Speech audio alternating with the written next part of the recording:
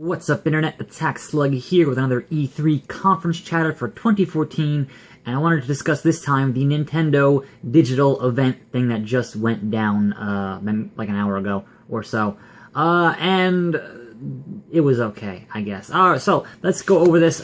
Before this event started, there was a leak from Time Magazine who leaked out there's going to be a new Star Fox. It's still in early development. And there are two games called Project Giant Robot and Project Guard, obviously not official names. And then that article was quickly taken down, but more information of that should be out, like, in a couple hours.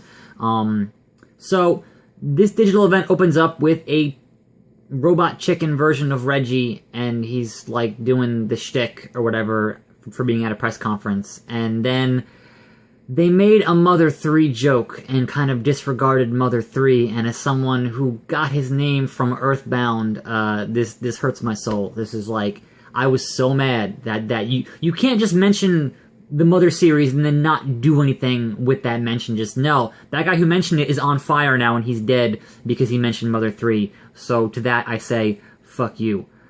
Moving on. I'm still mad about that. Moving on. Then we have a Reggie and Iwata fighting thing, to introduce Smash Brothers. Iwata puts down one of the little new figurine things, and that's a whole other discussion I'm gonna get to in a minute here. We see Smash Brothers Wii U. We hear from Sakurai about Smash Brothers. We learn that the Mii fighter is gonna be in Smash Brothers, which means that you can customize your Mii with a fighting style and different moves to use in Smash Brothers, which means that you can have, you know, celebrities and whoever you can make a Mii of, you can use them in Smash Brothers. We finally learned the release date for 3DS Smash is totally not summer, it is October the 3rd. Smash Brothers for Wii U, still holiday. No concrete date on that. I wouldn't be surprised if it's November, but they're not going to say either way until it gets much closer, until the release. Then we get to what is the inevitable in what Nintendo is calling Amiibo. Is A-M-I-I-B-O, and it is their Toys to Life category, and let me preemptively say, fuck all that shit. Like, really. I just have zero interest in it. I don't want gameplay being compromised by plastic trinkets. But certainly, you know, there is a certain measure of, if the games aren't affected by it that much, then I can ignore it. If the games are affected by it, I'm just not buying those games. That's just, long and short of it, I'm not buying plastic figures to supplement my video games. It's just not going to happen. I have more than enough useless plastic in this room. I'm not adding any more to it. They also announced that this Amiibo thing will be in Smash Brothers when that launches, and they will be retroactively fitting it into Mario Kart 8, which I'm assuming would also mean that they could introduce new characters into that as DLC and make them have to buy the figures, which, you know, that would make a lot of sense. It's smart financially, but as someone who just wants to buy a complete game, it's incredibly frustrating. Moving on. We get these dev story videos, the first one being what was once called Yarn Yoshi is now being called Yoshi's Woolly World. Still looks fantastic, and that is 2015. Looking forward to that, because I really enjoyed Kirby's Epic Yarn, and it could be really cool. That part of Super Mario 3D World, that was the Captain Toad stuff, that I really enjoyed, they are spinning that off into its own game called Captain Toad's Treasure Trailer.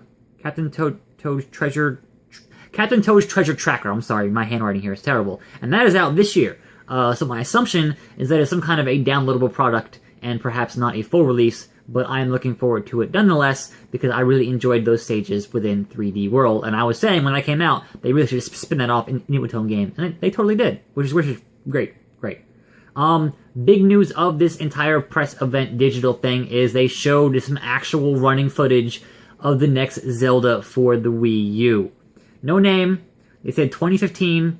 It is pretty much an open world Zelda. Although the way that Nintendo talks about it is like how everyone talked about games like Morrowind like 10 years ago. So Nintendo a little bit of slow on the uptake of video games. But this will be, you know, open world Zelda. That's all I could ask for. And it looked gorgeous. But, you know, next year, that's probably their holiday game for next year, if you had to ask me.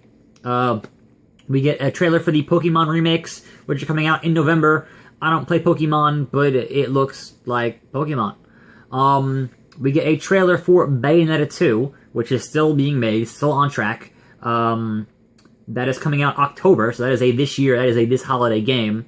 There are apparently Nintendo costumes in this game. We saw a Princess Zelda costume, we saw a Link costume, and we saw a Metroid Samus Aran costume. And the biggest news, I would say, is that they are including the original Bayonetta game, the first one, which only came out on 360 and PS3, will be included in this package. So you get Bayonetta 1 and 2 on the same disc, in the same package. That's pretty cool. That's a great value. Next, moved on to Hyrule Warriors, which is September the 26th. They said there will be a lot of characters. When you play a Dynasty Warriors type game, there are a lot of characters, and the concern is perhaps there weren't that many or enough in the Zelda universe to support that. But they said plenty of characters, so I'm taking their word for it. I'm pretty sure that game's out in August in Japan, so we'll find out soon enough, at end of the summer. Looking forward to that. Then we get a new announcement, Kirby's Rainbow Curse for the Wii U. This is a sequel to Kirby's Canvas Curse, which was a DS game, original DS game, I think. Maybe it was a 3DS game. No, DS, yeah. So that's been a long time in the making. Didn't say whether or not that was a full release. If I had to wager a guess, probably a downloadable release, but that game is very highly regarded as being an excellent game. Moving on, we get a new trailer for the Monolith game X, which is now being called X Xenoblade Chronicles, and I'm pretty sure that was originally said as a 2014 game. Well, guess what? It's now 2015, so if that's a delay, that means it's delayed. But considering that the last one was so phenomenal, I think people can really afford to wait a little bit longer to get an excellent experience. Then they interspersed in this show, they're doing more of the little sketches with Robot Chicken, and they're kind of whatever. They mentioned Star Fox, and the same guy who mentioned Mother 3 gets blasted by Reggie, and that was dumb.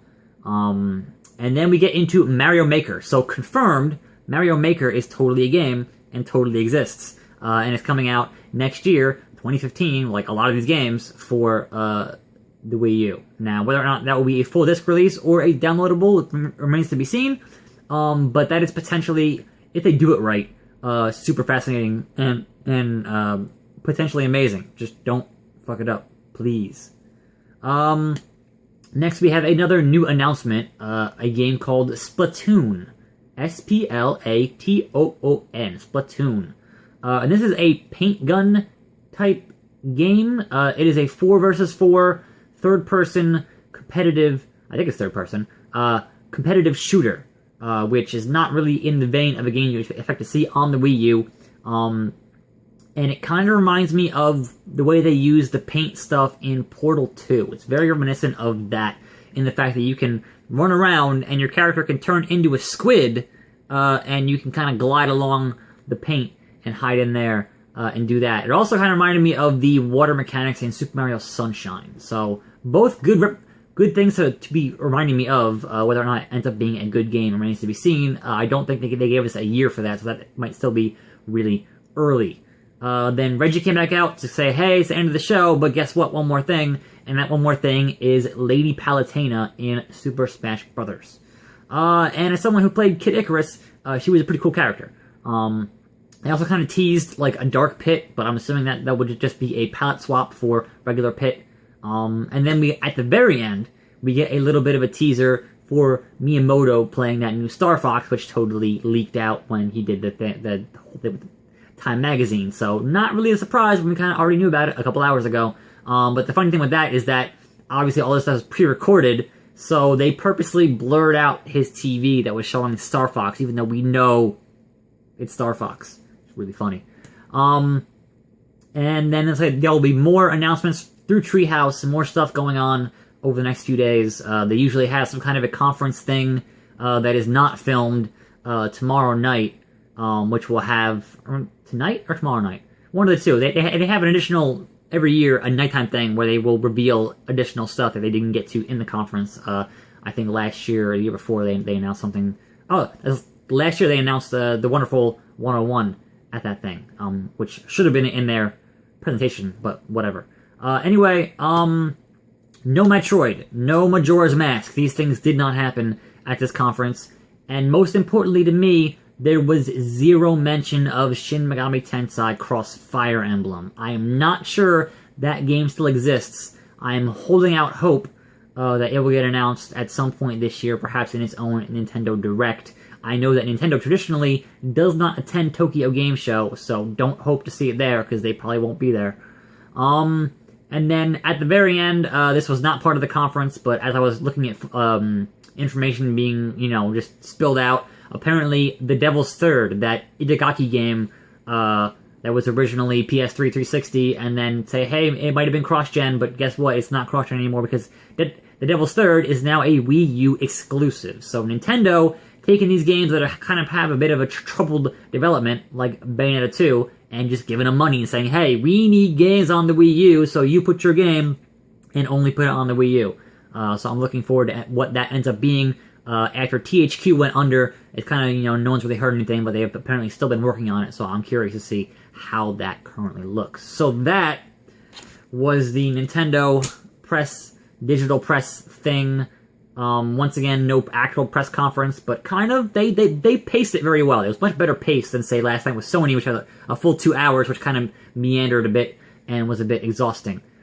So, once again, this has been Attack Slug with your conference chatter.